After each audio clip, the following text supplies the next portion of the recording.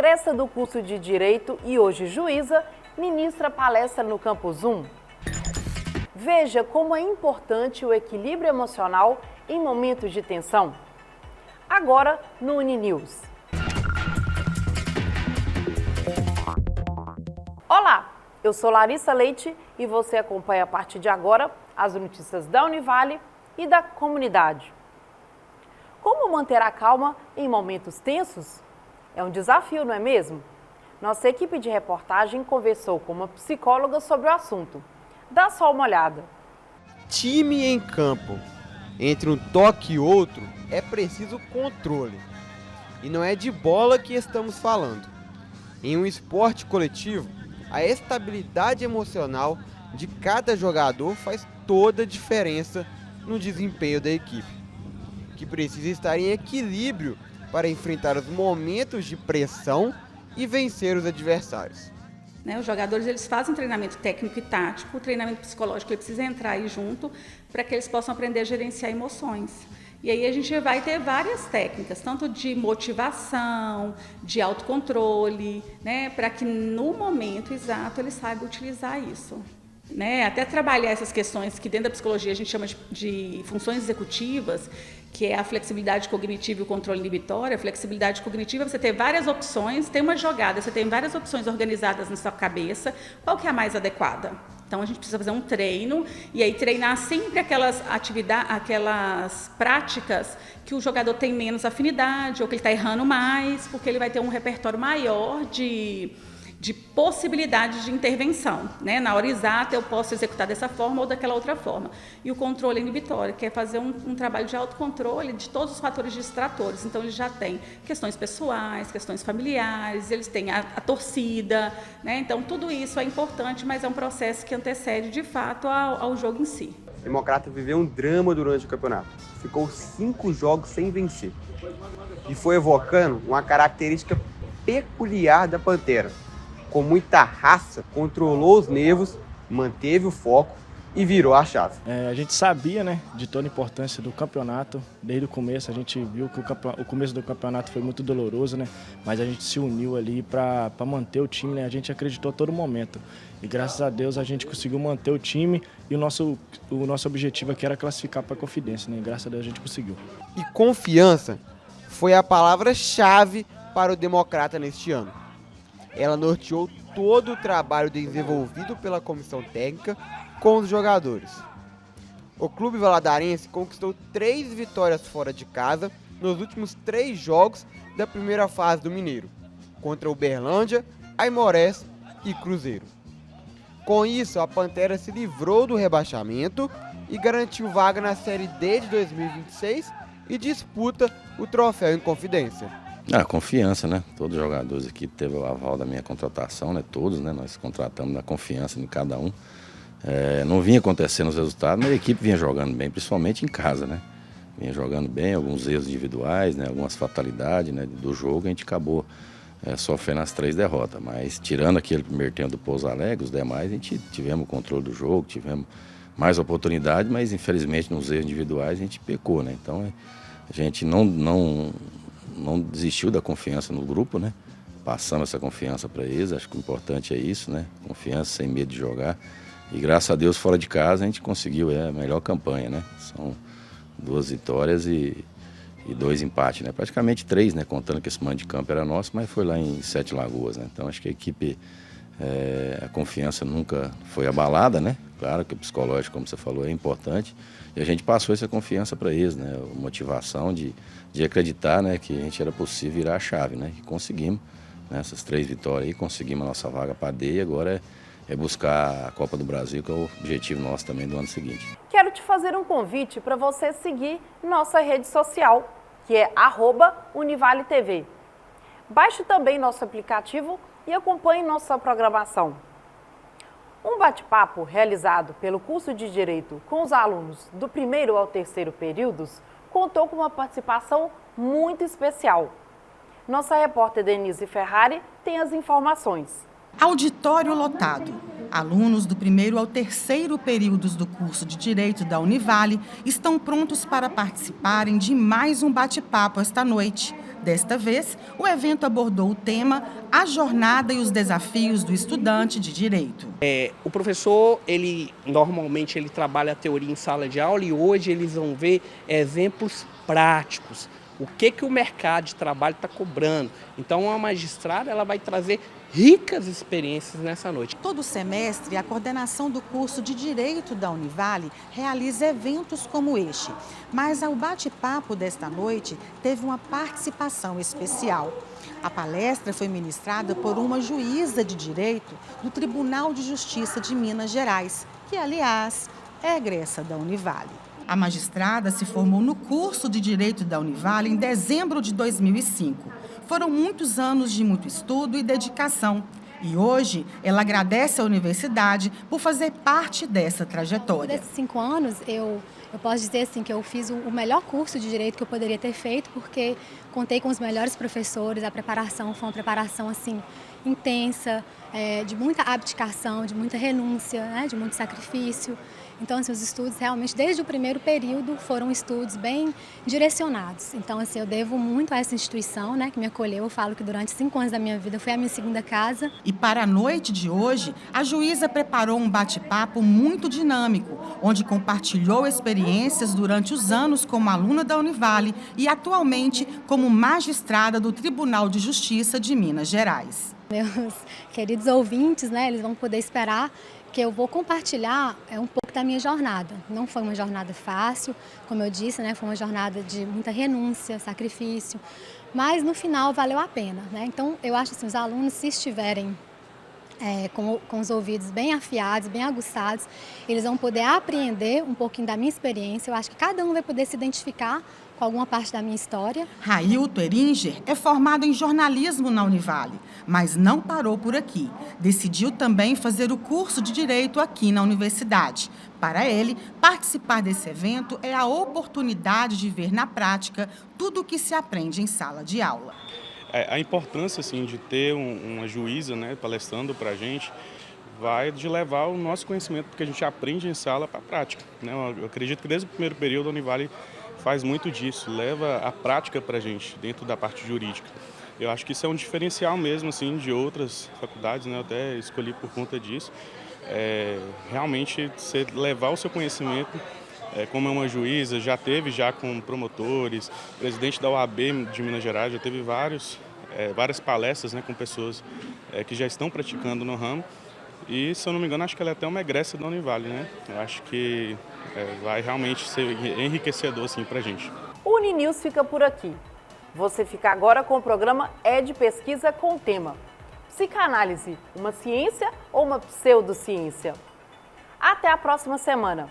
Univale TV, a TV que te conecta ao conhecimento.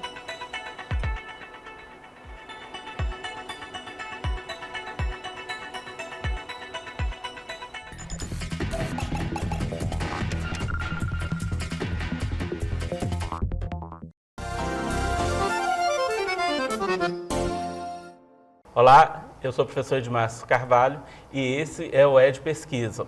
Nesse episódio nós vamos conversar sobre psicanálise. A psicanálise é uma ciência ou uma pseudociência? Em 1915, Freud já postulava a necessidade do rigor científico para a prática da psicanálise. Para conversarmos sobre isso, convidamos hoje a professora Solange Coelho, que é psicóloga, psicanalista, mestre em Ciências da Educação, que vai conversar com a gente sobre a psicanálise. Professora, seja bem-vinda. Muito obrigada. Prazer ter a senhora aqui com a gente. Professora, o que é a psicanálise? Bom, então, a psicanálise, ela se constituiu a partir da clínica, né? O Freud era um neurologista, era um pesquisador, inicialmente ele se preocupou muito com esse aspecto, né?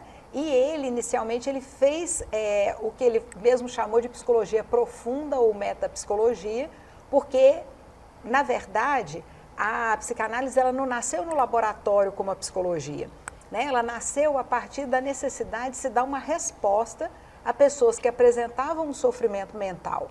Então, ele como neurologista, ele era chamado a atender pessoas que apresentavam sintomas semelhantes a lesões neurológicas, Porém, quando ele atendia na clínica, ele e os colegas observavam que essas pessoas não tinham uma lesão, elas não tinham uma neuropatia, mas elas apresentavam um sofrimento, um mal-estar, né, uma paralisia, uma afasia, né, E em função disso, muitas pessoas consideravam que elas eram charlatãs, manipuladoras, mentirosas, né, que elas queriam chamar atenção, ter algum ganho com aquele sintoma, mas o Freud observou que elas sofriam muito. E a partir daí ele começou a investigar esse fenômeno. Né? Então, a psicanálise ela foi se constituindo como um método investigativo do sistema psíquico, do psiquismo, com o objetivo de tratar o sofrimento mental. E a psicanálise, né, ela não é fechada, né? Ela foi se adaptando conforme a necessidade, conforme os resultados que foram sendo apurados dessa investigação do funcionamento do psiquismo. Né? Então, o próprio Freud, a princípio, ele propõe, né, o objeto de investigação da psicanálise como sendo o inconsciente, né? E a partir daí ele vai trabalhando tanto o método quanto ele vai fazendo ajustes, né, na teoria, na medida em que a própria clínica vai trazendo para ele as evidências que ele precisa para formular a sua concepção de funcionamento do aparelho psíquico. Né? Entendi. Então, se a psicanálise, né, o Freud trabalha a partir de um método, por que surge essa crítica, vamos dizer assim, de que a psicanálise seria uma pseudociência? O que faltaria para a psicanálise, né, para que não houvesse essa crítica? Isso, essa crítica vem muito de uma concepção de ciência positivista, né, no sentido de que apenas o método experimental é um método válido, né, de qualidade. E, de fato, é complexo para todas as ciências humanas, para as ciências sociais, você submeter todo tipo de investigação, todo tipo de estudo, de pesquisa ao laboratório, né? A experimentações com duplo cego, randomizada, né? Comparação, generalização, né? E entendendo que o objeto da psicanálise é a manifestação inconsciente, e que o inconsciente se manifesta pela linguagem e ele é estruturado, ele se organiza pela linguagem, então ele se organiza a partir de sentido, de significado. Né? O inconsciente, a gente poderia dividir em dois tipos de inconsciente. O inconsciente do que é o recalcado, a partir de mecanismos de defesa que estão relacionados com a personalidade, com a subjetividade de cada pessoa, e o inconsciente que vem da cultura, né? O inconsciente que é a estrutura da cultura, né? De tudo aquilo que é estrutural na nossa cultura, né? A questão do racismo, por exemplo. Racismo é estrutural, então uma pessoa estrutural na nossa cultura, então uma pessoa que é da nossa cultura, ela já vem, né? A partir do momento que ela é socializada, né? Nessa cultura, que ela se insere nessa cultura, ela já vem com essa concepção, que ela pode questionar, obviamente, mas se ela não questionar, ela vai reproduzir esse comportamento a partir dessa concepção.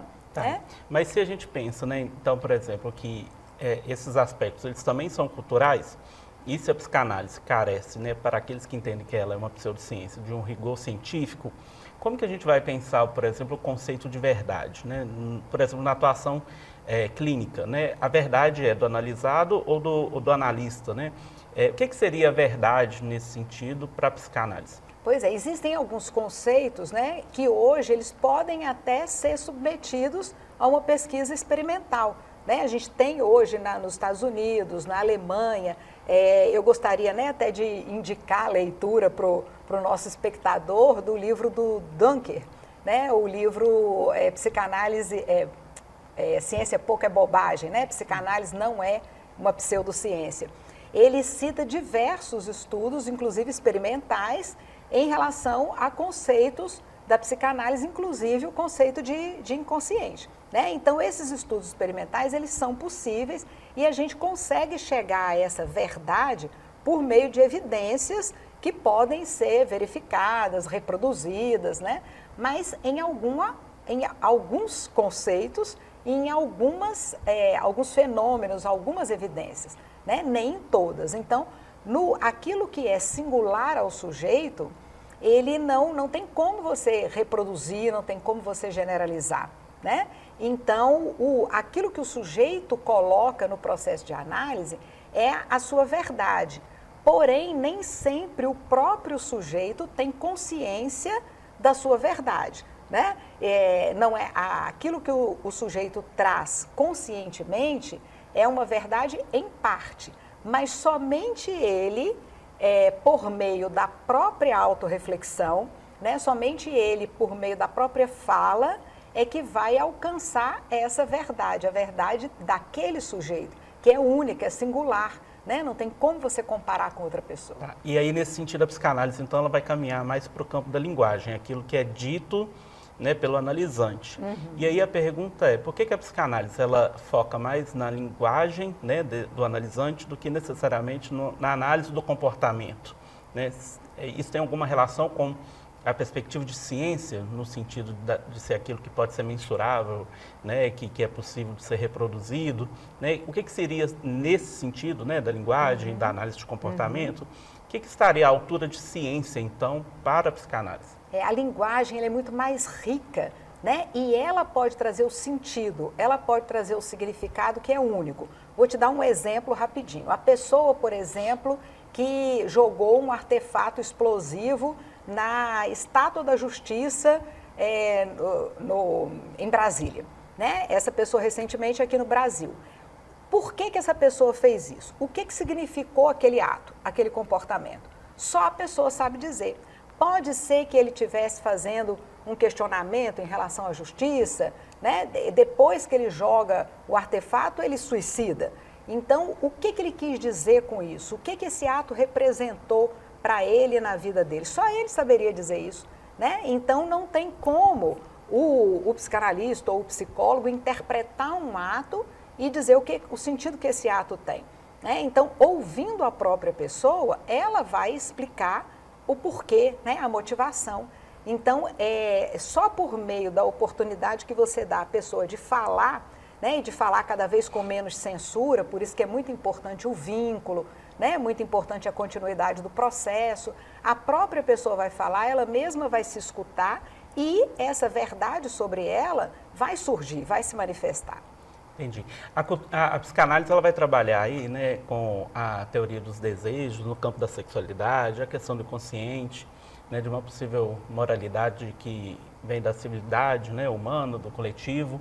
Eu queria que a senhora explicasse, então, nesse sentido, como que a psicanálise, enquanto ciência, lida com essas temáticas, né, a questão do inconsciente, a questão da sexualidade e de uma necessidade de uma moralidade civilizatória. Como que caminha a psicanálise cientificamente nesses aspectos? Isso, o Freud já fala sobre isso, né, lá em Mal-Estar da Civilização, a psicopatologização da vida cotidiana. Então, assim, nós temos uma singularidade, né, cada um de nós, a qual a gente submete ao outro, submete à lei, né? O que a psicanálise vai chamar de neurótico é aquela pessoa que submete o seu desejo a essa ordem social, né? A ordem social vai regular a possibilidade de realização ou não do desejo. Daí vem a repressão, daí vem o recalcamento, daí a pessoa vai banir ou desconhecer aquilo que de alguma forma traz incômodo e angústia, né? É tão interessante hoje em dia o fenômeno social do negacionismo, né? Então, assim, isso é o que a gente vê na atualidade, a ciência está lutando contra o negacionismo e Freud foi quem primeiro descreveu o mecanismo de defesa da negação, né? Então, assim, não é de hoje que o ser humano nega tudo aquilo que de alguma forma incomoda, contradiz, né? Angustia. Mas esse movimento não é um pouco contraditório, no sentido de que, se por um lado há uma negação da ciência, por outro lado, nesse campo especificamente, né, da psicanálise, o foco vai estar na linguagem, no processo de subjetividade, como que o sujeito, né, dá sentido, né, ou vai negar, né, recalcar, reprimir os seus sentimentos, a forma como lida, né, com os aspectos morais. Como que a linguagem, então, nesse campo da psicanálise, ela se diferencia do uso da linguagem para outras áreas do conhecimento. Então, por exemplo, né, na filosofia da linguagem, na própria área da comunicação, né, a linguagem tem um outro objetivo. Qual que é a diferença aí da linguagem, né, nesse processo, vamos falar de cura, que a psicanálise permite? Isso, a linguagem, a gente entende que tanto o inconsciente é estruturado como uma linguagem, né, como o pensamento é organizado a partir da linguagem. Então, é organizado a partir do sentido o sentido que a pessoa atribui ao que lhe acontece durante toda a sua vida, né? E é a partir desse sentido que ele atribui, que é um sentido que vem sim da cultura, mas que também é modificado pelos mecanismos de defesa muitas vezes, é a partir desse sentido que ele atribui aos acontecimentos e os fatos, é que ele vai agir ou atuar, né? Então, a interação que a pessoa faz nas relações interpessoais, nas relações sociais, né? O comportamento delas, as escolhas, as atitudes, eles vão estar relacionados com o sentido que ela dá ao que ela entendeu do que aconteceu com ela, né? E com a identificação que ela faz dos referenciais, né, que ela toma da própria cultura, do outro, da sociedade de forma em geral. A partir daí, ela vai fazer as suas escolhas, a sua atuação.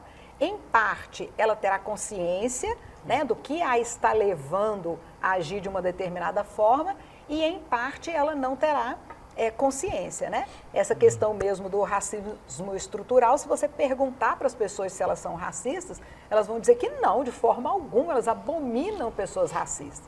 No entanto, elas podem ter atuações no cotidiano que expressam claramente o racismo para o outro que está observando o comportamento daquela pessoa, né? E aí, nesse exemplo, né, do racismo, né, e a questão do inconsciente, como que pode se falar cientificamente sobre a existência do inconsciente? Seria puramente por meio da linguagem ou num outro olhar, né, de uma ciência mais bruta, entre aspas, né, mais objetiva?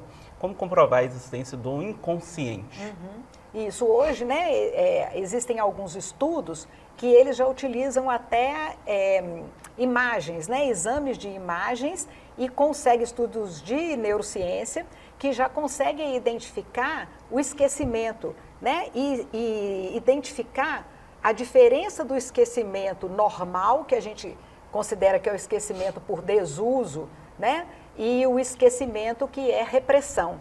Então, a gente já consegue hoje, né, tem um estudo interessante citado pelo Dunker e citado nas redes sociais também, divulgado, que observa experimentalmente, observa por meio dos exames de imagem o funcionamento cerebral e identifica que existe esse esquecimento, né, essa ideia que é esquecida pelo sujeito e que ela retorna em algum momento como algo sabido, quer dizer, alguma coisa que ele sabe, mas que ele não tem acesso em função de um mecanismo de defesa, né? Então, assim, as manifestações inconscientes, elas são justamente pelo atravessamento da linguagem, né? Então, da organização do discurso ali conscientemente organizado, né? Então, como é que o inconsciente vai se manifestar? No sonho, quando há uma redução da censura pelo rebaixamento do nível da consciência, né? No erro, né? No ato falho, no esquecimento. Então, não é sempre que a gente vai ter condições, né, de criar condições para que essa manifestação inconsciente aconteça, para que ela seja estudada em laboratório. Mas os sonhos, por exemplo, eles têm sido estudados e hoje, né, já existem estudos em neurociência que confirmam que há essa questão da censura quando a pessoa está em vigília e quando ela não está no sonho. Entendi. E aí pensar, então, por exemplo, o diálogo da psicanálise com a neurociência, né? Muitos outros campos do conhecimento acabam bebendo da psicanálise, né? E isso muito comum na cultura ocidental, né? A partir do século XX, com o desenvolvimento da ciência. Enfim, por que existe essa atração, vamos dizer assim, né, da psicanálise para auxiliar outras áreas do conhecimento, né, se ao mesmo tempo ela também sofre crítica, né, de que ela seria uma pseudociência. Como lidar com essa relação? Né? Se é uma pseudociência, por que outras áreas do conhecimento a utilizam? Né? E qual que é o interesse? Como que a psicanálise pode colaborar com essas outras áreas? Isso, o Freud, a partir, né, da forma crítica como ele pensou, né, ele ampliou muito a forma de entender a relação do ser humano no mundo, né?